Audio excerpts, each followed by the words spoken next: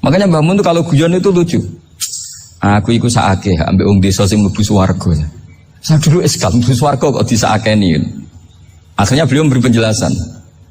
Wong desa iku roe pakanan enak iku mau kopi mbek uduk. Lah swarga iku mau nuruti sing dikarepno. Akhirnya semua mangan wis ngopi nguduk ngopi ora roh pakanan liyane iku ora roh. Nasi mandi yo ora roh, pizza yo ora roh apa-apa. Terus saya bilang, wah lah niku nak nganti selera tentang wanita cantik. Iku juga sederhana. Rontok pesek ya wis cantik, rontok ireng ya wis. Apa bidadarinya seperti itu karena saking enggak pengalamannya. Jadi surga itu kan nuruti apa yang diinginkan. Kira-kira keinginan orang kampung kalau di surga itu apa coba? Makanan apa coba? Ya, nak senengnya ketemel gemblong itu. Artinya malaikat lebih suka nangani surganya orang-orang kampung timbang Pak Rektor. Ini sudah ribet ini. Makanan apa saja sudah dicoba. Terus kalau di mall tahu orang macam-macam, seleranya macam-macam pasti. Enak mana kalau sampai jadi malaikat pelayan surga? Suka ngelayani orang kampung apa yang orang kota? Orang kampung kan? Jadi banyak orang yang poligami. Kalau ditanya alasannya gitu, istri satu ya cerewet, dua ya cerewet, mendingan 4. Ya banyak ya gitu. Tapi ada yang kebalikan, istri satu cerewet saja hampir jantungan, apalagi 4, tinggal matinya kan gitu. Itu semua yang menggerakkan itu kalimat. Kalimat itu satu pegangan.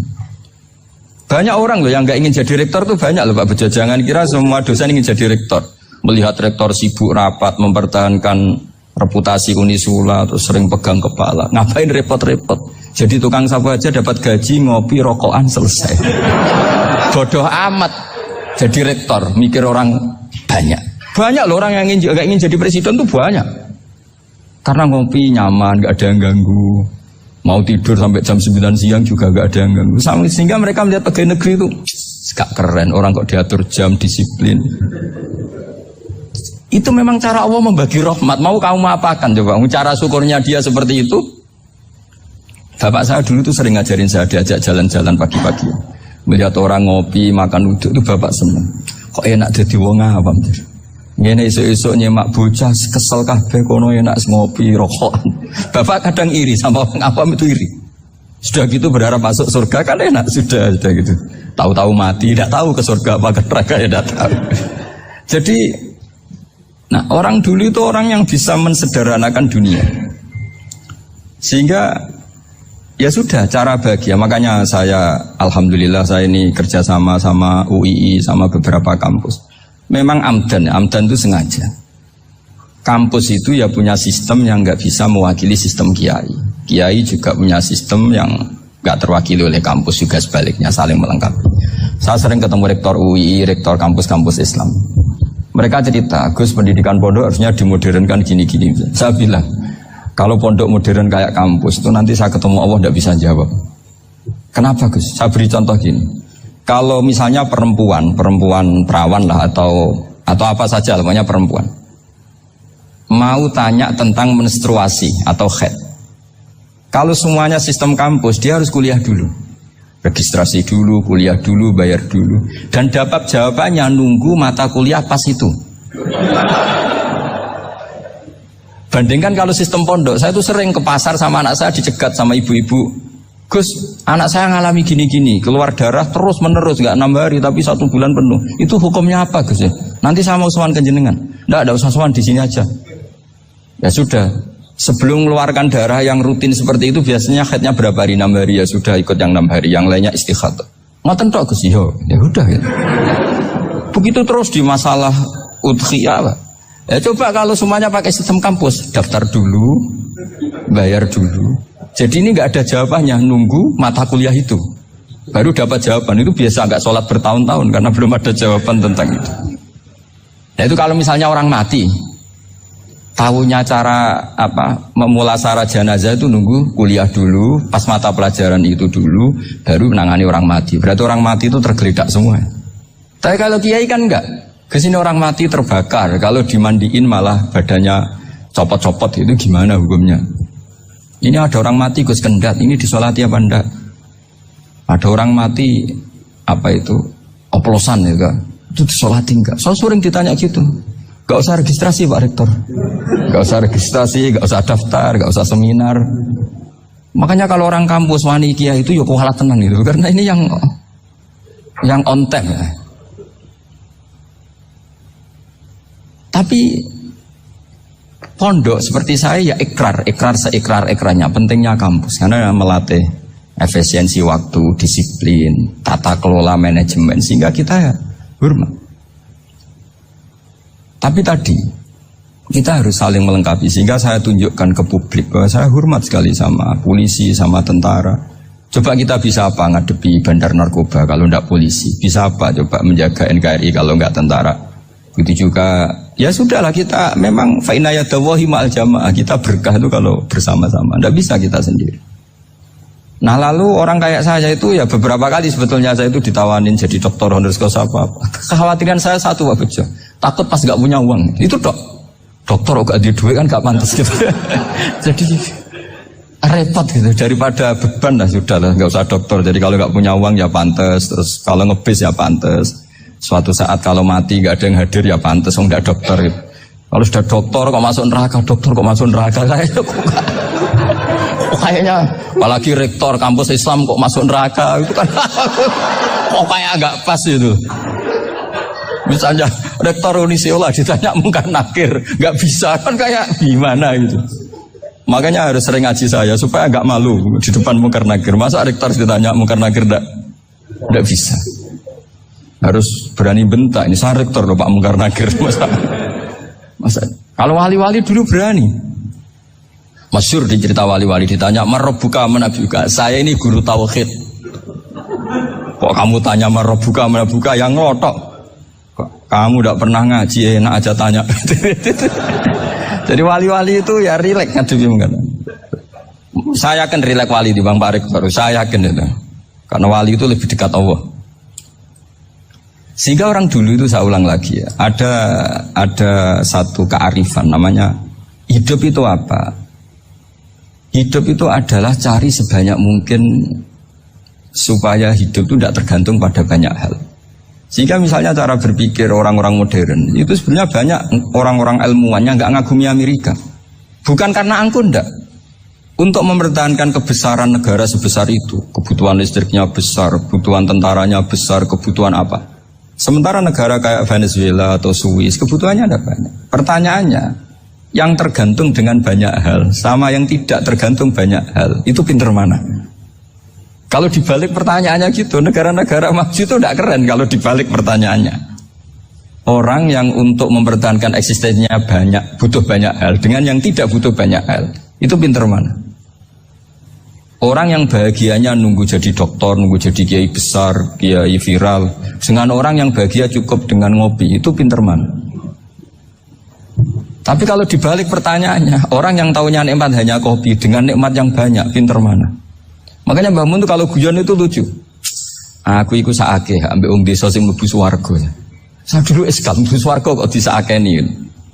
Akhirnya beliau memberi penjelasan.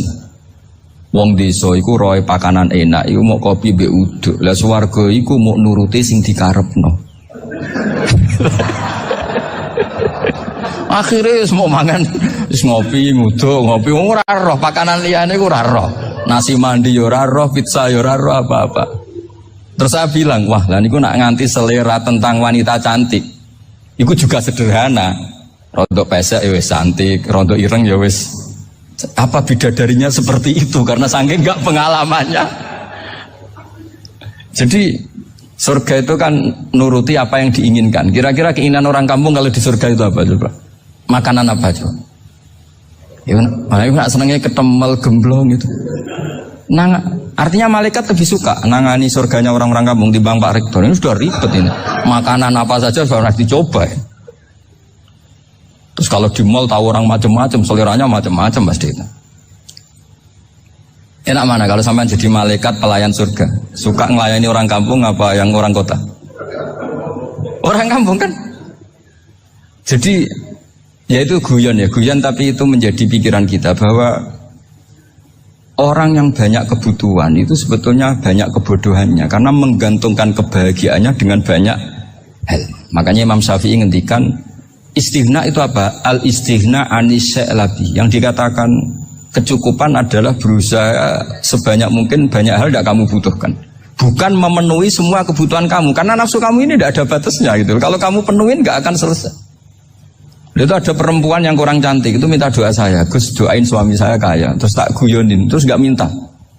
Kalau suami kamu kaya, yang pertama dirubah itu apa? Rumah supaya rumah saya bagus. Kedua apa? Mobil supaya mobil saya bagus. Nanti yang dievaluasi itu kamu. Mobil bagus, Alphard, rumah mewah, istrinya kamu. Pasti itu dievaluasi. Langsung nggak usah sudah gini aja kan. Jadi pertama yang dievaluasi itu kaya itu. Coba kalau suami kaya itu yang dievaluasi pertama rumah ya, rumah ganti. Setelah itu apa? Mobil. Kira-kira berikutnya. Akhirnya sudah Gus nggak jadi. Nabi Ibrahim itu pernah minta umur panjang, keren umur panjang. Sama Allah nggak dijawab. Datang orang tua itu bertamu ke Nabi Ibrahim, terus disuguhi dikasih kurma. Apa itu? Kok kurma apa? Anggur yang sudah matang sekali, sudah dimakan. Setelah dimakan meler keluar lagi, dimakan lagi meler lagi. Terus Nabi Ibrahim masuk lagi ke kamar. Ya Allah, doanya tak cancel. Nanti kalau saya tua kayak itu. Jadi Allah itu gak jawab langsung tapi ngirimkan itu. Akhirnya ya Allah gak jadi. Nanti takut itu. Saya pernah ngalami jadi kiai tadi, ada ibu-ibu ya gak pati cantik lah. Suaminya tuh miskin sekali. Minta doa saya supaya kaya. Bareng tak kasih pertimbangan itu udah gak usah gak jadi itu. Jadi itu kearifan. Tapi kearifan ini harus kita tanamkan. Saya nggak bisa membayangkan Indonesia yang besar ini, andikan tidak ada qanaah, nerimo ing pantum. Coba sekarang ada Covid. Andikan Indonesia itu kayak Perancis. Saya beberapa kali punya tamu orang yang hidup lama di Perancis, bahkan dapat istri orang Perancis. Itu dulu nggak begitu mencintai Indonesia. Tapi setelah di Perancis 2 tahun, wah Indonesia hebat. Di Perancis itu kata dia kalau cerita, semua kebutuhan masyarakat itu dibebankan ke negara. Apa saja minta negara, apa saja nyoal negara. Sementara Indonesia, coba kalau Indonesia mengalami seperti ini kok tidak ada qanaah rimo ing pantum, bisa kios Indonesia. Orang miskin nyalahkan negara, kelaparan nyalahkan negara, apa saja. Tapi barokahnya dididik kiai jogeman nyalahno wong liya. Urip romo ing pandum, diame. Sampai gak ngerti kalau Covid. Banyak tuh orang-orang kampung itu, orang lugu-lugu itu. Mbah niki saking Covid, salam ning Covid, muga-muga umure panjang. Dikira Covid itu nama orang yang ahli sosial itu. Mbah niki dana saking Covid. Matur nuwun sampekno salamku, muga-muga umur panjang. Bingung kan yang nganterin ini. Ini gimana yang mau menjelaskan? Memang nggak paham. Ribet kan. Tapi saya pastikan bahwa dengan keadaan seperti ini kita bahagia, kita stabil, itu jelas barokahnya kalimat tadi, moto tadi atau pegangan hidup tadi. Makanya disebut al-ibarat qutun li'ailatil mustami'in, bahwa redaksi atau kata-kata atau pegangan atau filosofi hidup, apalah namanya itu adalah penyemangat. Karena kata-kata ini memang luar biasa. Ketika sahabat perang demi kebenaran, zaman itu ya pasti benar karena yang dibela Nabi. Dulu itu kan enak zaman Nabi, yang dibela mesti benarnya, musuhnya mesti salahnya. Sehingga dulu itu memang harus tegas. Kalau sekarang mau tegas gimana? Yang kamu bela tidak mesti benar, musuhnya tidak mesti salah. Ribet kan kalau misalnya saya tukaran sama Pak Rektor, kamu mau bela mana kan bingung. Saya tidak mesti bener, saya tidak Nabi. Pak Rektor apalagi gak mesti bener lagi kan? Ribet kan? Jadi kalau kita mau perang sekarang itu mau pede gimana? Enggak. Makanya banyak ulama sekarang tuh mau tegas tuh gak berani karena ya banyak hal yang abu-abu lah wilayahnya. Misalnya pilihan presiden atau pilihan bupati, pilihan menteri. Kamu mati-matian bela itu. Yang kamu bela tidak mesti bener, musuh kamu tidak mesti salah. Misalnya pilihan bupati, wah ini kabupaten ini baik kalau bupatinya ini, yang satu bilang ini, terus tim suksesnya kamu tanya, kamu yakin? Ya enggak juga. Lah kenapa semangat? Kan sabotohnya paling alasannya ya itu aja, bukan yang lain. Beda dengan zaman Nabi, Nabinya mesti benar, Abu Jahalnya mesti salah. Kan enak, aturan mainnya jelas. Singkat cerita dalam perang itu banyak sahabat yang ngalami luka, ngalami apa gitu. Kemudian curhat ke Nabi, ya Nabi gara-gara derekkan jenengan, ngikuti jenengan saya harus ngalami seperti ini, seperti ini. Ngiranya orang itu diapresiasi sama Allah keluarnya. Ternyata sama Allah gak diapresiasi. Malah diturunkan ayat intakunu ta'lamuna fa innahum ya'lamuna kama ta'lamun wa tarjuna minallah malah yarjun. Kalau kamu sakit karena perang, orang-orang kafir itu ya sakit. Itu saja berani padahal demi kekafiran.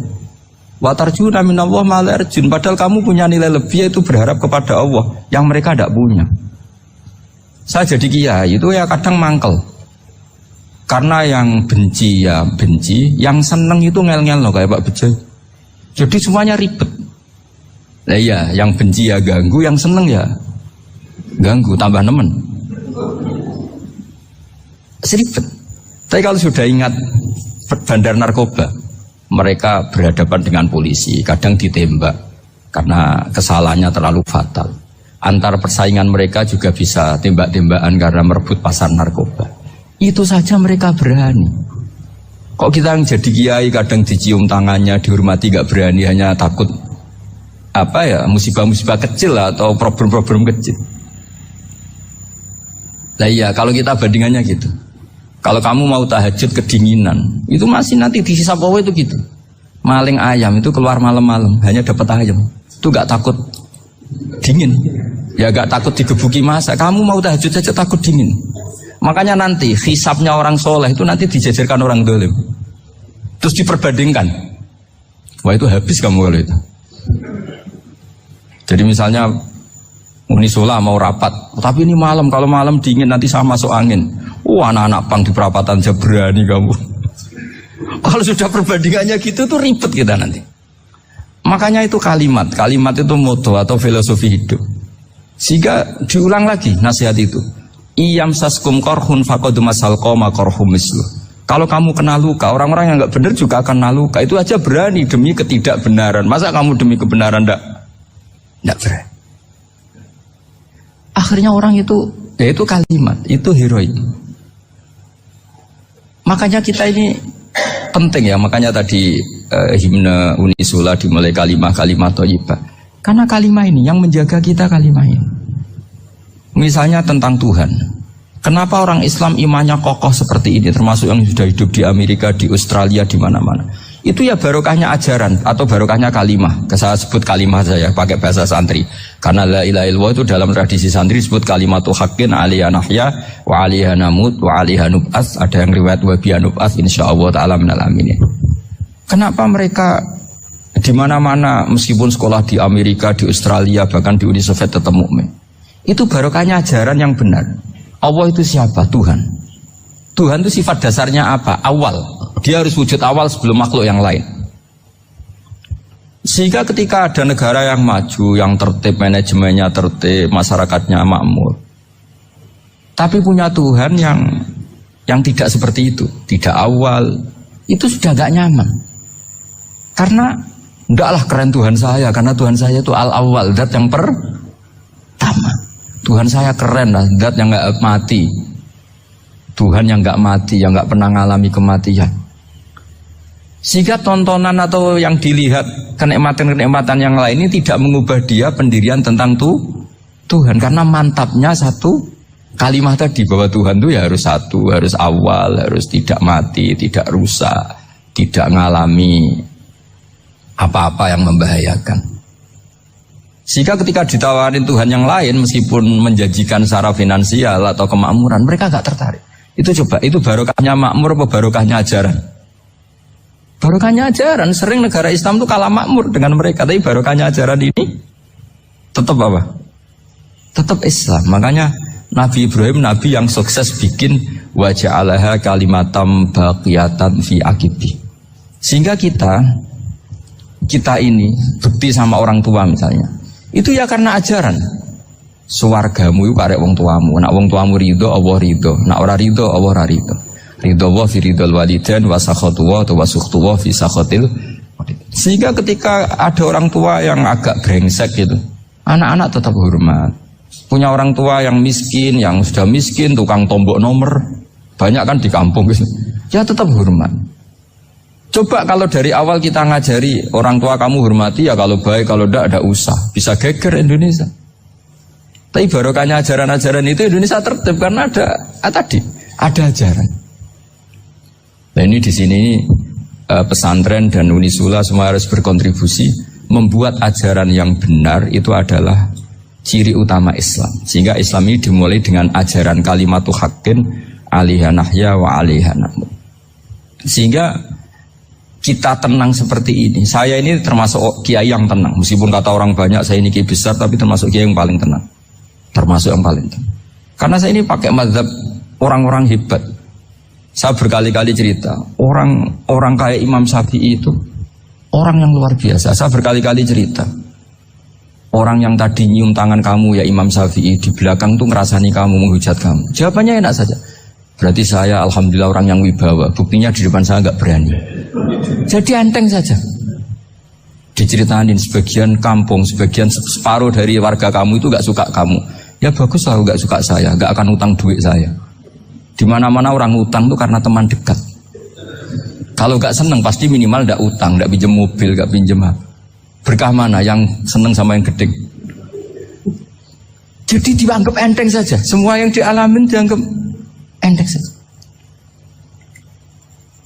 Misalnya punya istri pemarah, ya baguslah marahin suami. Kalau marahin tonggo malah ribet. Jadi kau harus terima kasih kalau dimarahin istri. Baguslah marahin saya mah, kalau marahin tonggo ribet. Jadi enteng saja. Tapi kita sekarang itu karena nafsu ya, sehingga menghadapi hidup ini ribet. Ulama dulu kalau mau mati itu senangnya bukan main. Sudah lama saya ini ingin gak maksiat. Kayaknya gak maksiat paling efektif itu mati. Ya tidak apa-apa Gusti, kalau sebaiknya mati ya mati aja. Enteng saja. Jadi melihat kematian itu akhir dari segala keburukan atau potensi keburukan. Apapun baik kita sekarang, suatu saat mungkin kita gak baik. Yang bisa menghentikan ketidakbaikan atau potensi ketidakbaikan itu apa coba? Mati kan? Berarti mati itu mengerikan apa menyenangkan? Mesti kamu tidak berani menjawab. Meskipun secara ilmu kamu berani, tapi secara rasa agak berani kan? Saya ulang lagi ya. Yang bisa menghentikan keburukan atau potensi keburukan itu apa coba? Apa? Kematian. Berarti kematian itu menyenangkan atau menyusahkan? Apapun kamu tidak berani jawab karena kamu agak-agak duniawi itu kelihatannya. Tapi secara ilmu, kamu tahu kan kalau mati itu tidak buruk-buruk banget. Karena apa? Itu akhir dari segala keburukan. Sehingga Nabi ngajarkan kalimat itu begitu luar biasa. Allahumma ahyini maka natil hayatu khairan li wa tawaffani maka natil wafatu khairan li. Nabi melihat dunia itu begitu indah. Ya Allah, kalau saya ini hidup, anggap saja hidup ini ziyadatan li fi kulli khairin, menjadi modal saya menambah segala kebaikan. Jika suatu saat saya mati, anggap mawon rohatan li min kulli syarrin, itu akhir dari segala keburukan saya. Sehingga mati hidup ya baik karena di situ kita bisa berkontribusi, beramal soleh. Mati juga baik karena mengakhiri segala keburukan. Nabi nate ngendikan lagi, ajaban li amril mukmini inna amrahu kullahu khair. Orang mukmin itu mengagumkan, semuanya baik. In asobathu na'ma syakara fakana khairan lah. Kalau baru dapat nikmat, dia syukur, maka itu baik. Wa in asobatu dharra sabara. Kalau dapat masalah mereka sabar, itu juga baik. Sehingga orang mukmin dua sisinya pasti baik. Itu juga kalimat, maksudnya moto atau pegangan hidup. Nah berikut ini saya beri contoh, ini kenangan saya, ini contoh terakhir. Masalah jadi orang terkenal maupun tidak. Di sini dicontohkan Imam Ghazali di halaman 367 di kitab saya 367, juznya 3 di kitab Ihya Ulumuddin. Di sini beliau cerita betapa untuk menjaga ikhlas sebaiknya orang itu tidak terkenal, tidak syuhrah, tidak terkenal. Oke, itu kita sepakat ya, karena kalau terkenal mungkin orang dipaksa publik dengan tanda kutip untuk selalu berbuat baik, tapi karena jaim lah, jaga image atau apa. Tapi ketika dibalik pertanyaannya, kamu rela yang terkenal itu orang nggak benar, sementara yang orang benar itu nggak terkenal. Lalu masyarakat taunya yang tidak benar. Kalau pertanyaannya dibalik gitu, orang baik wajib terkenal enggak? Kalau pertanyaannya dibalik seperti itu, dokter yang benar tidak terkenal, yang malpraktek terkenal. Kamu ingin kondisi seperti itu? Gak ingin kan? Kampus yang bagus gak terkenal, kampus yang bagus gak terkenal, yang gak bagus. Nah, artinya apa? Gara-gara olah kata, olah pikiran, ini logika jadi rubah. Lagi-lagi apa? Jawaban itu ada di kata-kata sebetulnya. Makanya bab-bab seperti ini tidak usahlah kita berdebat, berpolemik. Sebaiknya orang itu humul, menutup diri. Apa sebaiknya orang terkenal itu nggak perlu seperti itu. Sudah terserah Tuhan saja. Makanya saya mulai dulu ngaji sampai sekarang itu ya tidak punya punya ikon tertentu atau punya website tertentu, enggak. Sudah terserah pangeran. Sudah saya juga tidak sok suci materialistik atau enggak, ya tidak mikir saya. Bukan apa-apa ya, karena saya ini kiai, jadi biasa urusannya sama Allah, tidak sama makhluk. Jadi pusing kalau sama sarah-sarahnya makhluk itu pusing. Meskipun rektor kalau nasihati saya pasti tidak saya terima, itu tetap makhluk, itu sudah ada ngefek kalau saya itu sudah ada itu. Bukan karena saya sombong, ya memang makhluk betul gitu, bukan. Cuma nasibnya bejo aja, tapi makhluk tetap makhluk.